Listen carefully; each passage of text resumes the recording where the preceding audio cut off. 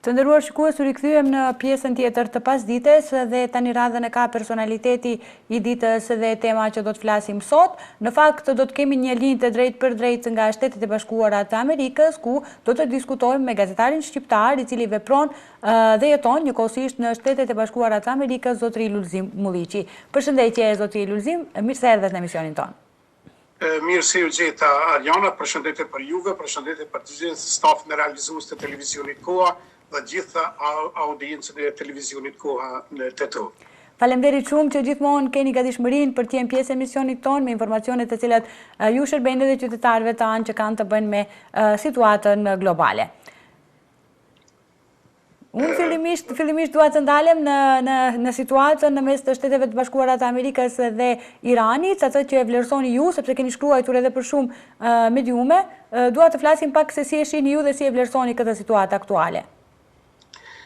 Po pothuajse ka një kohë të gjatë që vëmendja e opinionit publik ndërkombëtar është vendosur nga ish lufta pra në Rusi dhe Ukrainë dhe tani pikërisht pra opinioni publik ndërkombëtar, por dhe diplomacia dhe mass media kanë pasqyruar në mënyrë të denjë zhvillimet e fundit politike ndërkombëtare dhe krizat globale, të cilat po mbretërojnë në mes të luftës të cilën po zhvillon Shtetet e Bashkuara të Amerikës me Iranin, por në anën tjetër edhe Izraeli dhe Libani. Pra, gjendja është tejet e tensionuar në rripin e Gazës, kështu që tash në disa muaj pra opinioni publik ndërkombëtar është i përballur pra me informacione të ndryshme të cilat vijnë nga terreni, por tash pothuajse është bërë e pamundur të përcaktohet qartë se cili është mendimi i vërtetë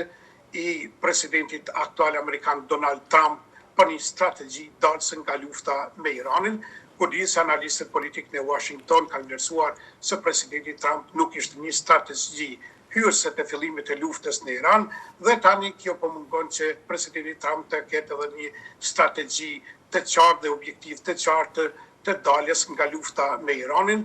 Kur di se Shtetet e Bashkuara të Amerikës pra filluan një ofenzivë edhe ushtarake kundër Iranit, pra një shteti sovran, i cili ka sovranitetin e vet shtetëror, por që për shkallëzimi i kësaj dhunë pikërisht ishte pas fillimit të luftës në mes të Izraelit dhe vendeve të rripit të Gazës, dhe Shtetet e Bashkuara të Amerikës, si dihet, pra janë një vend aleat i shtetit izraelit dhe u kyçën drejt për së drejti në këtë luftë. Andaj analist politik në Washington theksojnë se presidenti Trump akoma nuk ka një diplomaci të qartë, një objektiv të qartë dhe një strategji për një luftë, për të ndalur pra luftën me Iranin, e cila i ka kushtuar jashtëzakonisht shumë dhe Shtetet e Bashkuara të Amerikës, duke humbur jashtëzakonisht mjete të shumta materiale, pastaj edhe mjaft mjete të dukshme financiare, ku dihet se buxheti i Shtetet e Bashkuara të Amerikës me fillimin e luftës pra ka filluar të varfërohet, por kemi edhe një rritje të inflacionit. Prandaj ky vendim pra i administratës së presidentit Trump ka ringjallur dhe paknatësi edhe vetë brenda Shtetet e Bashkuara të Amerikës, ku tashmë pra një numër i zyrtarëve amerikan siç është pra përfaqësues në dhomën e përfaqësuesve pra të njohur ndryshe si dhoma e ulët e Kongresit, si dhe Senati Amerikan, pra me iniciativën e tyre gjesh miratuar një rezolutë e cila pra i kërkon që presidenti Trump të ndaloj luftën me Iranin dhe të dalë pra nga ajo luftë. Kryesisht pra kjo rezolutë është mbështetur nga radhët e demokratëve, kur dihet se shumica në radhët në Senatin dhe në Kongresin Amerikan e përbën Partia Republikane e vetë presidenti Donald Trump, por nga ana tjetër dihet se edhe nga radhët e republikanëve në këtë rezolut ka pasur të cilët e kanë mbështetur, ju kanë bashkuar pra Partisë Demokrate, kështu që rezoluta e djeshme është edhe një revolt e madhe pakënaqësisë se Kongresit Amerikan pra për vetë luftën të cilën ata një numër i tyre e cilësojnë si të padrejtë dhe një intervenim i pavend i administratës së presidentit Trump. Prandaj nëse kjo arrin kjo rezolut pra që të kaloj edhe në dhomën e lartë të Kongresit Amerikan që ndryshe njihet Senati Amerikan, atëherë kjo është një sinjal i qartë për presidentin Donald Trump dhe një alarm i rrezikut më të lartë se presidenti Trump duhet të ndalojë konfliktin e armatosur dhe fillimin e luftës në Iran. ndërkaq që presidenti Trump për mediat amerikane, për rrjetet e ndryshme sociale, por edhe për të përditshmën amerikane pra New York Post, ka përsëritur qëndrimin e tij se Teherani është i angazhuar në mënyrë të sinqertë që të mos zhvilloj armë bërthamore dhe apo atomike, që kjo pra parashikohet që të jetë si një nga rezultatet që përpos ndalimit pra të impianteve bërthamore dhe rihapjen e ngushticës së Hormuzit do të mundësonte që presidenti Trump pra të shpalte një fitore të madhe dhe të përmbyllte pra një konflikt ushtarak apo një ndërhyrje ushtarake me Iranin, shkruan e përditshme amerikane New York Post. Ndërkaq që analist politik pra këtu në Washington theksojnë se presidenti Trump ka nevojë të qetësojë së pari trezit ekonomike dhe ekonominë amerikane dhe të ulë çmimet e karburantit, të cilat pra do të jenë mjaft të arsyeshme për presidentin Trump që të marrë këto nisma përpara zgjedhjeve të mes mandatit, të cilat do të mbahen gjatë muajit nëntor. Ku dihet se në bazë të kushtetutës amerikane, në mes mandatin, pra pas 2 viteve të marrjes së administratës së re, atë mbahen edhe zgjedhjet për Kongresin Amerikan apo dhomën e përfaqësuesve, ku dihet se dhoma përfaqësuesve të Kongresit Amerikan përket nga 435 përfaqësues, të cilët i marrin pra vendimet më të rëndësishme që kanë të bëjnë me legjislativin, pra me prurjen e fuqi të ligjeve amerikane, të cilat janë jetike pra për shtetin amerikan dhe për vetë qytetarët amerikan, dhe pra presidenti Trump ka filluar që me fillimin e luftës në Iran të humbë të ashtë të quajturin besim të qytetarët amerikan, apo një rënje drastike e kredibilitetit e tij, ku pothuajse të gjitha sondazhet e fundit, të cilat janë të paraqitura nga rrjeti më i fuqishëm televiziv CNN, pastaj nga qendra diplomatike Ipsos, por edhe nga sondazhet e gazetave me tirazh më të lartë në Shtetet Bashkuara të Amerikës, New York Times, Washington Post, USA Today, Los Angeles Times e të tjera, pra kanë filluar që të shkruajnë mbi rënjen drastike të kredibilitetit apo të besueshmërisë së udhëheqjes të presidentit Trump, duke cilësuar se në historinë politike të Shtetit Bashkuara të Amerikës është pikërisht pra presidenti Trump që në mandatin e tij pra presidencial apo në termin e dytë presidencial ka shënuar rënje të besueshmërisë tek qytetarët amerikanë. Gjithashtu pra mediat amerikane raportojnë edhe për armëpushimin e brisht të arritur në Shtetet Bashkuara të Amerikës dhe Teheranit, që sipas këtyre mediave amerikane jo rrallëherë ky armëpushim i brisht ka filluar që të shkelet me sulme të dyanshme, pra me shkëmbime sulmesh në mes të Shtetet Bashkuara të Amerikës dhe Teheranit, të cilat pra e bëjnë këtë situatë edhe më të paqartë drejt përfundimit real pra të një lufte të mundshme e cila pra Shtetet Bashkuara të Amerikës si dihet kanë hyrë pas fillimit të luftës pra Izraeli me vendet e tjera, pra me Libanin, me Palestinën dhe vendet tjera në rripin e Gazës. Mediat amerikane pra kanë raportuar se shkëmbime zjarre ka pasur edhe gjatë ditës së sotme, ku pra ushtria revolucionare iraniane ka sulmuar në grykën e Hormuzit një luftanije amerikane, dhe kjo pra mund të jetë edhe një sinjal i qartë se lufta, pra përfundimi i luftës mund të jetë i largët, edhe pse pra presidenti Trump disa herë ka deklaruar se një armëpushim i mundshëm është jashtëzakonisht i arsyeshëm dhe i shpejtë. Ai disa herë ka qenë mjaft kontrovers në dhënien e mendimeve të tij, sepse ai ka theksuar disa herë se armëpushimi është arritur, por në anën tjetër një lajm i tillë është përgënjeshtuar nga pala iraniane, por edhe nga vetë intermediatorët ndërkombëtar, të cilët pra e kanë ndërmjetësuar pra një armëpushim siç ishte pra Pakistani apo krerët e Pakistanit, të cilat kanë deklaruar pra se presidenti Trump shpesh herë jep mendime jo të sakta dhe jo të vërteta për arritjen e shpejtë të një armëpushimi. Por ajo që vlen të përmendet, Shtetet Bashkuara të Amerikës ka nevojë për një armëpushim të mundshëm, e sidomos presidenti Trump pra për të mbuluar çështjen e brendshme politike këtu brenda Shtetet Bashkuara të Amerikës, siç janë pra rritja e inflacionit të lartë, rritja e çmimit të karburanteve apo të derivateve të naftës, pastaj edhe pakënaqësinë e madhe tek simpatizantët e Partisë Republikane të cilët pra e shohin presidentin Trump si jo të denjë për të udhëhequr Shtetet e Bashkuara të Amerikës deri në fund të mandatit të tij, dhe kur ditë se gjatë muajit nëntor pra do të mbahen zgjedhjet e mes mandatit, ku parashikohet që Partia Republikane e presidentit Trump pra do të besoj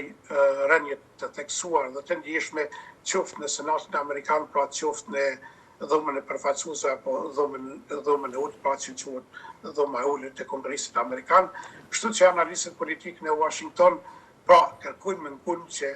politika e jashtme e presidentit Donald Trump të rishikohet, por edhe të korrigjohet në tërësi, sepse populli Amerikan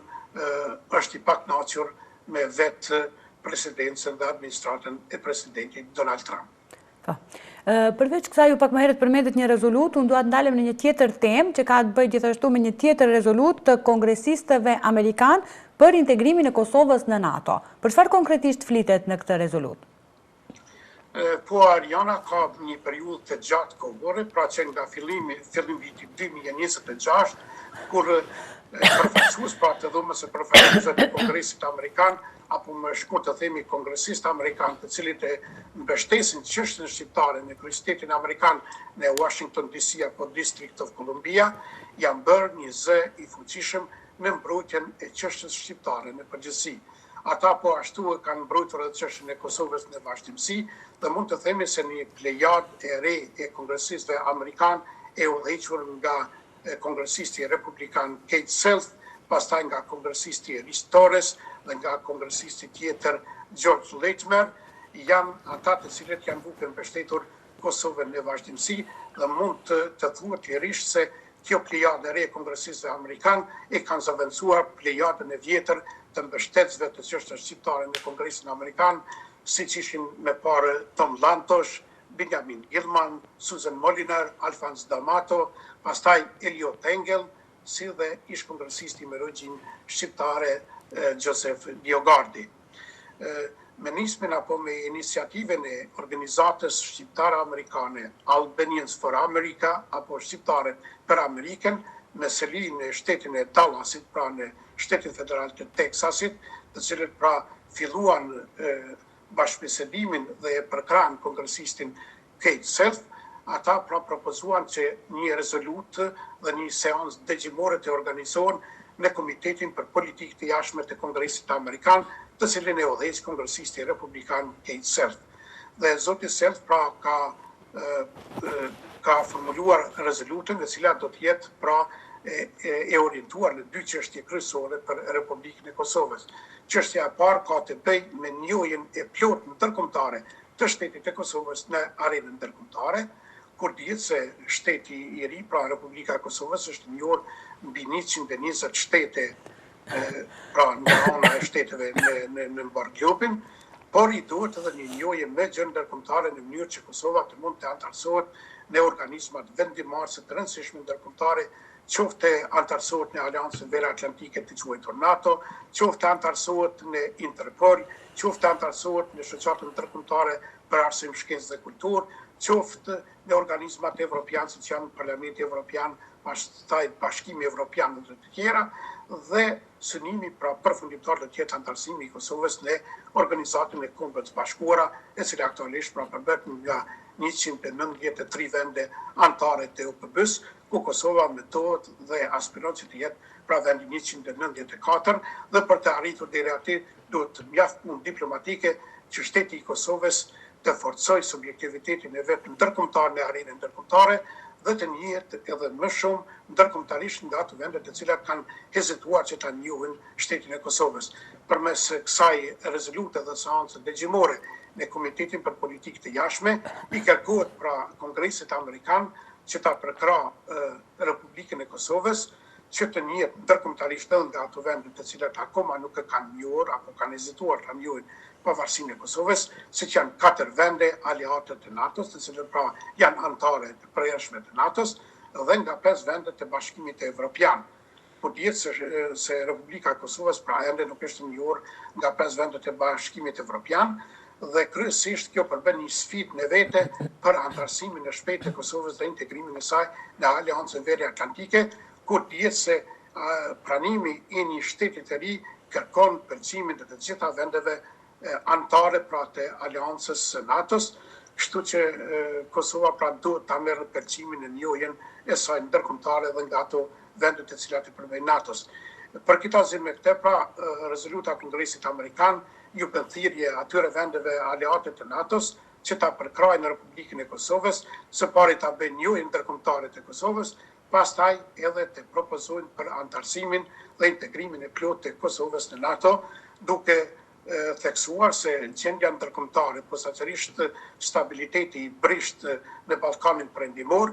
bën më së të nevojshme dhe më së të domosdoshme që Kosova pra të antarësohet në Aleancën Veriatlantike në mënyrë që të sigurohet pra sovraniteti i plotë i Kosovës, por edhe një stabilitet dhe një qëndrueshmëri politike në mbar rajonin e vendit të Ballkanit Perëndimor, ku dihet nga ana tjetër se Serbia që është një përkrahase dhe një aleate e Federatës Ruse, mund të jetë një nga vendet të cilat pra dëshiron ta tensionojë gjendjen në vendet e Ballkanit Perëndimor, sepse pra deri më tani nuk kemi pasur edhe një dialog të mirëfillt në mes të Kosovës dhe Serbisë, për të dhënë fund pra një dialogu shumëvjeçar, i cili ka rezultuar pra me negociata të pafritshme dhe të pasuksesshme, ku Bashkimi Evropian pra si ndërmjetësues i këtij dialogu që nga viti 2013 insiston që ky dialog të rifillojë së shpejti, por që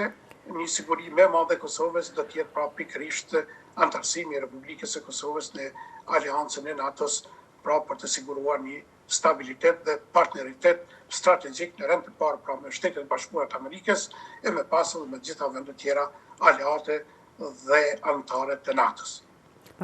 Dhe për fund, cili është roli i shoqatave shqiptaro-amerikane? Pra, çfarë raporti dhe çfarë marrëdhënie kanë, le të themi, me zyrtar të Departamentit Amerikan të Shtetit? Po Ariana, themi të drejtën, kur Republika e Kosovës përpara shpalljes së pavarësisë së saj, kur ishte pushtuar në vazhdimsi pra nga ish Jugoslavia, në atë kohë pothuajse diplomacinë e jashtme, ndërkombëtarizimin dhe lobimin për çështjen shqiptare në ish Jugosllavi pikërisht e kanë bërë shoqatat, organizatat dhe asociacionet tona pra shqiptar-amerikane, të cilat të shtrinë aktivitetin anëkënd Shteteve të Bashkuara të Amerikës.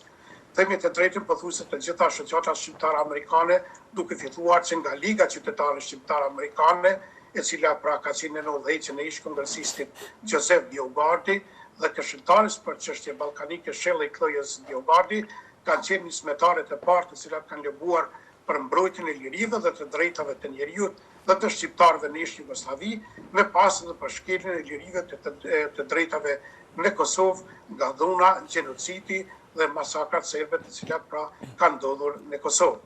Veprimtaria e shoqatave shqiptare amerikane ka vazhduar me pas edhe me shoqatën më të vjetër të shqiptarëve të Amerikës, Federatën Pan-Shqiptare Vatra, e cila në vazhdimsi pra ka dhënë përkraje dhe mbështetje të veçantë për lobëzimin e çështjes së Kosovës, duke pasur pra takime të përhershme me përfaqësues të lartë, qoftë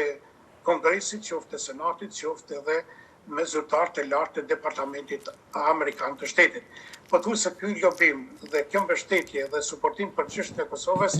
vazhdon edhe sot nga shoqatat tona shqiptare-amerikane, pra duke filluar që nga Liga Qytetare Shqiptare-Amerikane, Federata Pan-Shqiptare e Vatrës, Këshilli Kombëtar Shqiptar-Amerikan, Këshilli për Marrëdhënie Shqiptare-Amerikane, e deri te shoqata pra më e re që është formuar tani Kosova, e sidomos nga shoqata Albanians for America, apo Shqiptarët për Amerikën, e cila në dekadën e fundit pra vepron në qytetin e Dallasit, në shtetin federal të Teksasit, e cila pra ka vurë nismat e para të aleancës me kongresistë amerikan për ta mbështetur çështjen e Kosovës. Edhe pse Republika e Kosovës tani ka përfaqësi të veta konsulare dhe diplomatike, me të drejtë mund të themi se diplomacia e vërtet kryesisht zhvillohet nga shoqatat dhe organizatat tona shqiptaro-amerikane, që nga shpallja e pavarësisë së Kosovës së Këndej, shoqatat tona shqiptaro-amerikane kanë dhënë një kontribut të jashtëzakonshëm në mbrojtjen e çështjes shqiptare në përgjithësi, ku vlen të përmendet se nga këto shoqata shqiptaro-amerikane ka filluar miratimin një rezolute edhe për mbrojtjen dhe liritje të drejtave të shqiptarëve në luginën e Preshevës, të cilët pra janë të diskriminuar sistematikisht nga pushteti serb në Serbi, të cilët pra kërkohet më shumë administrim dhe më shumë veçëvërisje për shqiptarët në Lugin të Preshevës, kur dihet se ata një kohë të gjatë janë nënshtruar pra një diskriminimit të papar për shkak të tentimit pra të qeverisë serbe që t'i shpërngull, pra të detyroj shpërngulljen e dhunshme të shqiptarëve nga 3 komunat, pra Bujanos, Medveq dhe Preshev, kështu që një rezolut të tillë është miratuar pra nga Kongresi Amerikan edhe për mbrojtjen dhe lirive të shqiptarëve në Lugin e Preshevës. Tani me shoqata shqiptare pra kanë kërkuar edhe një rezolut për mbrojtjen e gjuhës shqipe në Republikën e Maqedonisë së Veriut për popullatën shqiptare, ku kërkohet që gjuha shqipe pra të jetë krahas gjuhës maqedonase dhe kanë përkrahur protestat e fundit studentore të cilat janë zhvilluar pra në Republikën e Maqedonisë së Veriut nga Ilirida shqiptare apo nga shqiptarët e këtij rajoni. Kështu që shoqata shqiptare amerikane në vazhdimsi janë të lidhur me çështjen shqiptare qoftë në Kosovë, qoftë në Shqipëri, qoftë në Iliri, qoftë në Malsi, pra tek shqiptarët në Maltezi dhe në Luginën e Preshevës, dhe kjo iniciativë pra është duke vazhduar pothuajse me të njëjtin ritëm, me të njëjtin tempo apo ritëm që ka qenë dhe përpara gjatë kohës kur Kosova pra ndodhej përpara një gjenocidi të papar nga forcat ushtarake policore dhe apartheidiste serbe. Pra jemi krenar me shoqatat tona shqiptare amerikane, edhe me trashëgimin kulturore, me kulturën, por edhe me gjuhën shqipe, të cilat këtu shoqata pothuajse organizojnë me sim plotësues të gjuhës shqipe për të gjithë të rinjët të cilat janë lindur dhe rritur këtu në Shtetet Bashkuara të Amerikës, dhe pothuajse të fëmijët tanë shqiptar amerikan të gjithë pra kanë mësuar gjuhën shqipe për historinë, por për gjeografinë e trojeve të atë dhe joto, dhe një meritë veçantë është me shoqatat tona shqiptare amerikane. Zoti Mulliqi, faleminderit shumë për këtë lidhje direkte dhe për gjitha këto informacione me rëndësi që kanë të bëjnë me gjendjen aktuale globale. Faleminderit shumë që ishi pjesë e emisionit tonë. Faleminderit për ftesën Ariana, përshëndetje për juve, përshëndetje për gjithë stafin e televizionit tuaj, audiencën dhe shqiptarët kudo që janë. Faleminderit dhe një ditë e mbarë. Faleminderit edhe juve, faleminderit. Të nderuar shikues, pra kemi qenë kështu një lidhje drejt për drejt me personalitetin edhe për ditën e sotme, kurse ju vazhdoni qëndroni dhe më tutje me ne, do të ndjekim tani një material dhe rikthehemi pas pak.